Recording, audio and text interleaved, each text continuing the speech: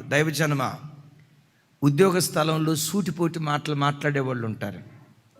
ఈ ఉద్యోగం కానీ ఆ ఉద్యోగం ఆడకెళ్ళిన తర్వాత కూడా సూటిపోటి మాటలు మాట్లాడే వాళ్ళు ఉంటారు. అది కాదని ఇంకో చోట లోతులాగా గుడారాలు మార్చొద్దు. ప్రభా, ఎన్ని ఆటుపోట్లున్నా భరించే శక్తి నాకు దయచే, సహించే శక్తి నాకు దయచే, ఓర్చుకునే శక్తి నాకు దయచే. ఓపికతో నువ్వు అణిగుండు. చెప్పంటారా, ఎక్కడ అణచబడ్డావో అక్కడే లేవనెత్తటం దేవుడు ప్రారంభిస్తాడు. భర్త ఉన్మాది అయ్యాడా, పర్వాలేదురా తల్లి, అణిగుండు.